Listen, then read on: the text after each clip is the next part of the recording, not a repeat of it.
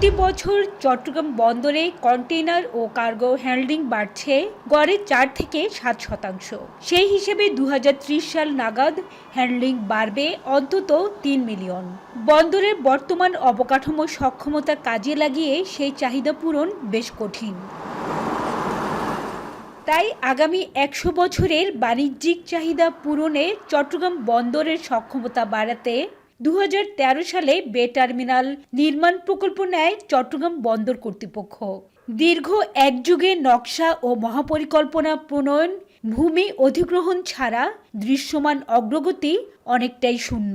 তবে গেল বছরের জুনে বিশ্বব্যাংক এই প্রকল্পে প্রায় 9,500 কোটি টাকা ঋণ অনুমোদন দিলে গতি পায় এই মেগা প্রকল্প।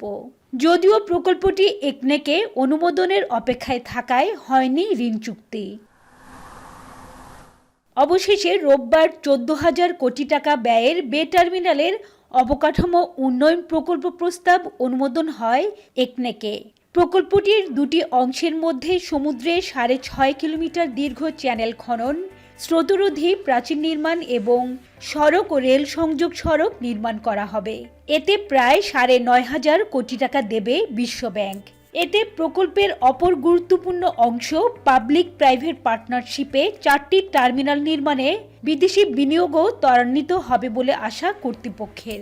টার্মিনালের ডিপিপিটা অনুমোদন হলেই বিশ্বব্যাংকের সাথে লোন এগ্রিমেন্টটা হয়ে যাবে সরকারের, এবং এর পরপরই ঠিকাদার নিয়োগ সহ অন্যান্য কার্যক্রম শুরু হয়ে যাবে। এই ডিপিপিটা হচ্ছে মূলত অ্যাক্সেস চ্যানেল, ব্রেকওয়াটার এবং অন্যান্য মেরিন ইনফ্রাস্ট্রাকচার যেগুলো পোর্ট, এটা আমাদের একটা গেম চেঞ্জের হিসেবে ইন ফিউচারে অ্যাড হবে। চট্টগ্রাম বন্দরের সক্ষমতা বৃদ্ধির জন্য আমরা যে পদক্ষেপগুলো নিচ্ছি তার মধ্যে মাতারবাড়ি অন্যতম।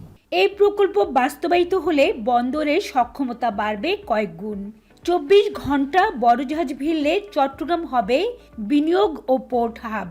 তবে প্রকল্পটি দ্রুত বাস্তবায়নে পৃথক কর্তৃপক্ষ গঠনের আহ্বান ব্যবসায়ীদের।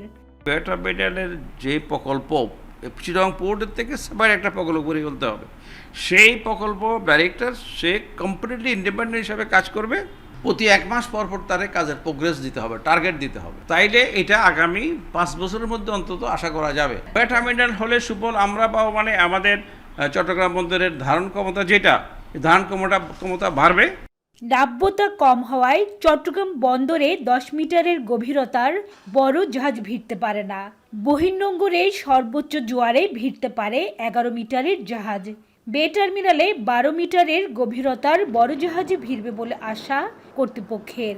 তবে জোয়ার ভাটার নির্ভরতা কাটিয়ে বে টার্মিনালে 24 ঘন্টা 12 মিটার গভীরতার জাহাজ চলাচল নিশ্চিত করতে হলে কুতুবদিয়া থেকে বহির্নোঙর পর্যন্ত 30 নটিক্যাল মাইল চ্যানেল খনন করতে হবে বলছে বন্দর সংশ্লিষ্টরা। আমরা কত বড় জাহাজ চাচ্ছি, কত গভীরতার জাহাজ চাচ্ছি। যদি 10 মিটার গভীরতার জাহাজ চাই তাহলে যে কোনো সময় আসবে, 10.5 মিটারের যে কোনো সময় আসবে। কিন্তু 12 মিটার প্লাস যদি আমরা জাহাজ চাই তাহলে কিন্তু কুতুবদিয়া থেকে এই চ্যানেলের বিশাল একটা অংশ ড্রেজিং করতে হবে, যেটি কিন্তু খুবই ব্যয়বহুল। বিদেশি টার্মিনাল অপারেটররা টার্মিনাল নির্মাণে বিনিয়োগ করলেও চ্যানেল খননের ব্যয় বহন করতে হবে বন্দরকে। তাই প্রকল্প বাস্তবায়নে বিনিয়োগের ক্ষেত্রে সবকিছু বিবেচনায় নেয়ার আহ্বান বিশেষজ্ঞদের।